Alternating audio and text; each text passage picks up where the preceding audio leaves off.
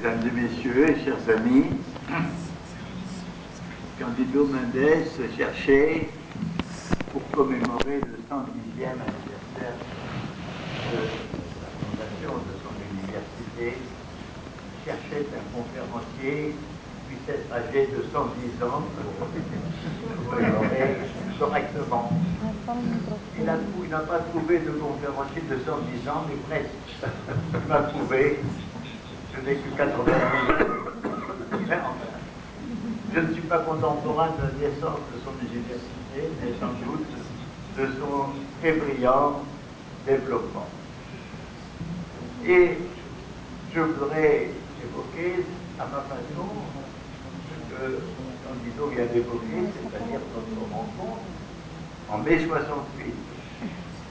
C'est vrai que vous m'avez invité pour faire des conférences et début de mai, mais comme les événements de mai, cette révolte étudiante avait commencé, je lui ai demandé de retarder un peu ma venue. Et quand vers le 10 mai, j'ai pensé que les événements étaient peut-être un peu calmés, j'ai pris l'avion.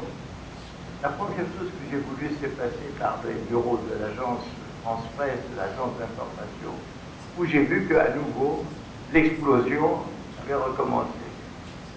Alors je me sentais très mal à l'aise, et Cándido a eu la générosité de m'offrir 3 fois, je crois, l'aller-retour à Paris, c'est-à-dire que je partais le vendredi soir de Rio, et je rentrais, je crois, le mardi matin. Ce qui était un peu compliqué parce que Air France étant en grève, les aéroports de Paris étaient fermés, je devais passer par Bruxelles, faire du stop, faire Paris et retourner sur Bruxelles. Mais enfin, j'ai pu à la fois visualiser, être présent à Paris et être présent à Rio, et je lui suis très reconnaissant de cette générosité. Peu de temps après, Cándido me montrait une maquette, c'est-à-dire on voyait ce beau bâtiment, ce beau bâtiment colonial où se trouve cette université. Et dans cette maquette, on voyait un gratte-ciel. Et moi je pensais, mais c'est un rêve, Quelle n'est pas ma surprise quelques années plus tard de voir le rêve réalisé, le gratte-ciel existant. Et depuis ce temps-là, je sais que Cándido rêve, réalise ses rêves. Il sait entreféconder la réalité et le rêve. Et dans cette mission qu'il s'est donnée de faire rencontrer dans les différents continents les missionnaires de l'Académie de la latinité qu'il a fondée et qu'il anime, là encore c'est un rêve qui se concrétise de façon réaliste. Bien, la leçon, et d'ailleurs cela correspondait toujours à mon sens que sans imaginaire, sans puissance de rêve, nous ne sommes rien. Je pense que là aussi, il est un exemple, pour moi. Maintenant, je vais partir en paraphrasant des questions inséparables que posait Emmanuel Kant à la fin du XVIIIe siècle. Que puis-je savoir? Que puis-je croire? Que puis-je espérer? Que dois-je faire? Et il disait, pour répondre à ces questions, qu'il faut passer par l'anthropologie. Mais prenons la première. Que puis-je savoir? Il semble qu'aujourd'hui on puisse répondre, mais tout. Il y a Internet, il y a Google, il y a les sciences qui ont développé des connaissances inouïes dans tous les domaines. Et il faut savoir. Mais comme en fait tout ce savoir est fragmenté et dispersé et qu'il n'existe pas de méthode enseignée dans nos système d'enseignement dans nos écoles, dans nos universités, qui nous rend capables de réunir les savoirs, à ce moment-là, nous savons tout et nous ne savons rien. C'est Heidegger qui dit jamais on a eu autant de connaissances sur l'homme et jamais on a moins su ce que signifie être humain. Donc, que puis-je savoir? La seule chose, c'est qu'il y a une nécessité de reconstruire une connaissance qui puisse affronter des problèmes fondamentaux et globaux. Deuxième question, que puis-je croire? Mais nous sommes dans une époque de chute, de désintégration, de tellement d'espérances. Toutes les grandes espérances du siècle précédent se sont désintégrées. Et on peut dire fascisme, communisme, socialisme, lui-même, c'est rétréci. Et le néolibéralisme qui se présentait lui-même comme une science en laquelle il fallait croire, aujourd'hui est mis en question et apparaît comme une mythologie. Que croire? Et puis il y avait une grande croyance qui animait le monde occidental, qu'il avait transmis à la planète. C'était la croyance qu'il y avait une loi universelle du progrès. Or, cette loi était elle-même dissipée. L'avenir est incertain. Est-ce qu'on peut croire en l'humanité? Est-ce que l'on peut croire? La question est posée. Que puis-je espérer? Et là aussi, nous sommes dans une époque d'incertitude, d'angoisse, et je dirais même de régression, de rétrécissement, de refermeture, de fanatisme, de retour de barbarie. Nous vivons dans une époque de barbarie qui se sont de plus en plus liées. La vieille barbarie qui vient du fond des temps historiques et une nouvelle barbarie froide, glacée, fondée sur le calcul et sur le profit. Alors, que dois-je faire?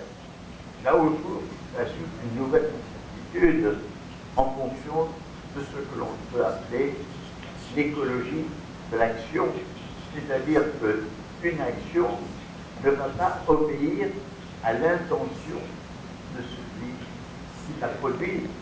Pourquoi? Parce qu'elle va entrer dans un d'action, de réaction, d'interaction, de rétroaction, qui vont dévier son sens et parfois lui donner un chemin inverse. C'est ce que nous avons vu dans l'histoire, où tant de décisions ont abouti à leur contraire. Donc, là aussi, nous sommes à nouveau dans l'incertitude. Alors, là aussi, je reviens à ce que disait Kant. Il faut passer par l'anthropologie. Que signifie l'anthropologie? Pas le sens que ce mot prend actuellement dans nos universités, où il concerne les peuples qui ne connaissent pas l'écriture, les peuples archaïques. L'anthropologie, dans ce sens original, c'était une connaissance de l'humain qui puise ces éléments dans les différentes disciplines qui comportent une part de réflexion philosophique. Alors, là aussi, je l'ai dit tout à l'heure, je l'ai dit, on a énormément de choses, incroyablement des choses sur l'être humain, sur l'humain, et en même temps, on ne sait rien. C'est aussi le vide, et c'est en même temps le trop-plein, exactement, comme pour le reste du savoir. Alors, on va essayer de traiter l'anthropologie, mais ce mot aujourd'hui a deux sens. L'anthropologie, c'est évidemment la conception fondamentale, c'est-à-dire que peut-on savoir, que peut-on espérer de l'être humain. Et la question contemporaine, c'est qu'aujourd'hui, il y a une réalité concrète sur la planète, c'est l'humanité. C'est cette intersolidarité, interdépendance cette communauté de destin de tous les humains. Donc, il faut interroger ces deux aspects psychologiques. Alors, là aussi, nous nous rendons compte qu'on ne peut pas se satisfaire de définir l'être humain comme, disons, homo sapiens, c'est-à-dire animal doté de raison. Car nous savons qu'il y a aussi la folie n'est pas seulement un excès dont souffre une partie des gens que l'on enferme dans les asiles.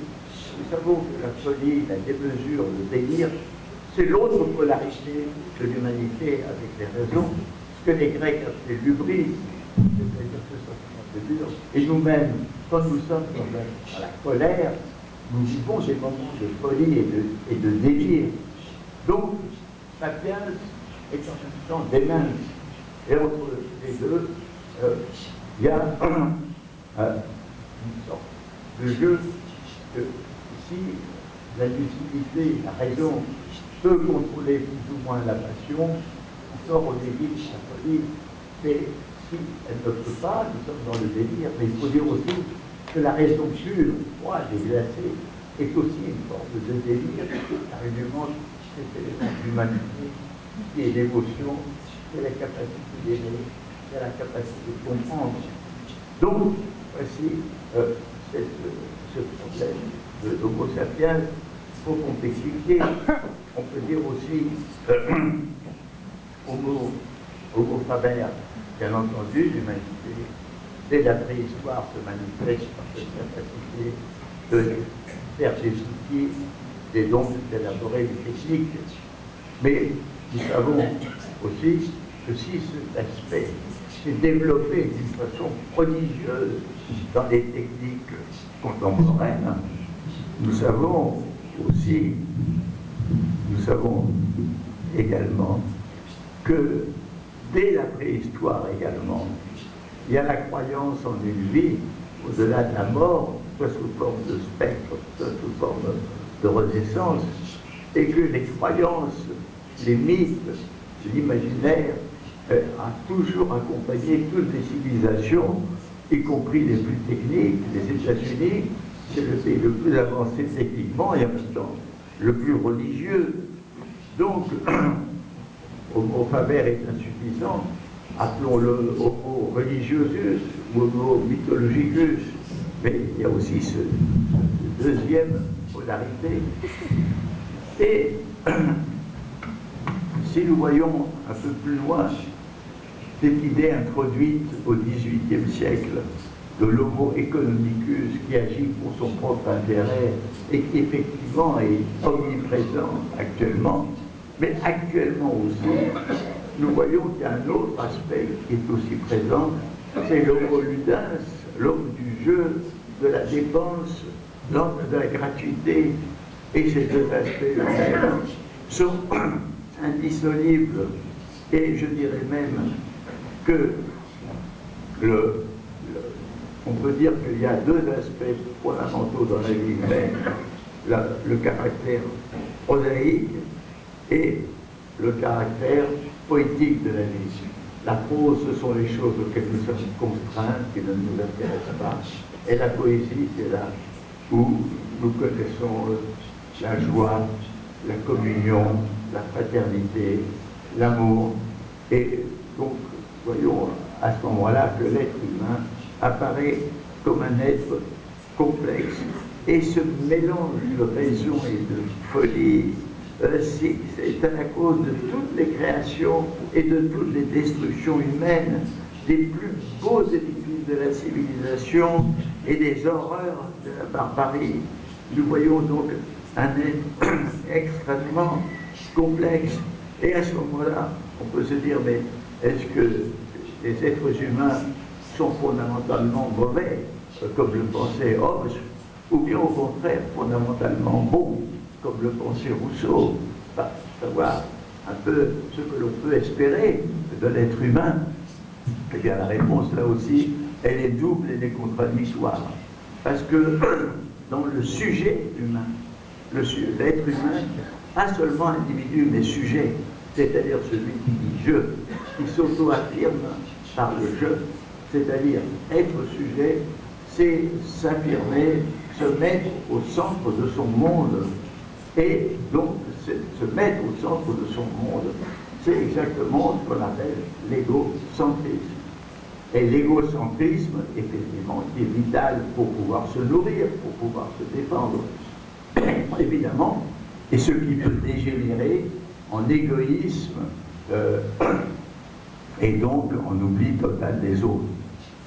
Mais s'il y a cette sorte de logiciel, cette sorte de principe égocentrique chez tout sujet humain, il y a aussi l'autre principe qui lui est à la fois complémentaire et antagoniste, c'est le principe du nous, de la communauté. Et le nouveau-né lui-même a besoin du sourire, a besoin d'être bercé, a besoin d'être cajolé, a besoin de mots tendres. Et l'être humain ne peut se développer que dans l'amour, que dans la communauté de la famille.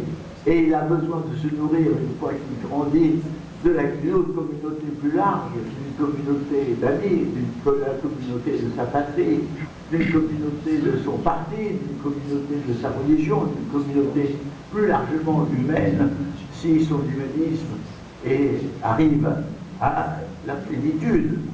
Donc, nous avons en nous ces deux principes qui se combattent et en même temps qui coopèrent. Évidemment, nous sommes dans un moment de la civilisation, de notre civilisation occidentale qui s'est répandue dans le monde, et partout où elle s'est répandue, c'est évidemment la domination du principe égocentrique sur le principe du nous. Nous avons affaire à la désintégration de toutes les solidarités des communautés traditionnelles. Alors, si nous voyons ce problème de l'être humain, là aussi, nous arrivons à un problème qui est le suivant. Est-ce que l'on peut imaginer, est-ce qu'on peut espérer en quelque chose qui puisse développer le meilleur de l'être humain, qui puisse développer à la fois le jeu incessant, dialectique entre la raison et la passion, qui puisse développer à la fois ses capacités pratiques et en même temps ses capacités imaginaires, quelque chose qui puisse développer son aptitude à vivre poétiquement, quelque chose qui puisse développer le meilleur de ce qui est en lui, c'est-à-dire le sentiment d'appartenance à une communauté plus largement humaine. Ou est-ce que, peut-être, le problème, est-ce que nous pouvons désespérer, est-ce que ce n'est pas le pire de l'humain qui peut se réaliser? Et si nous vivons une crise, je dirais, planétaire, parce que la crise économique que nous vivons actuellement n'est qu'un aspect d'une crise beaucoup plus profonde et multiple, qui est la crise de l'humanité qui n'arrive pas à se constituer comme humanité à notre époque planétaire. C'est une crise qui a des aspects démographiques, des aspects psychologiques, des aspects de toutes sortes. Et donc, vous savez que qu'est-ce que c'est qu'une crise? Une crise, c'est un moment d'incertitude, un moment où un système n'arrive plus à traiter ses problèmes et où soit une imagination créatrice va trouver une solution nouvelle qui va traiter ce problème, soit au contraire une régression terrible va provoquer un retour à des barbaries que l'on croyait développées. Alors, voici un peu le premier regard que l'on puisse porter sur ce problème anthropologique.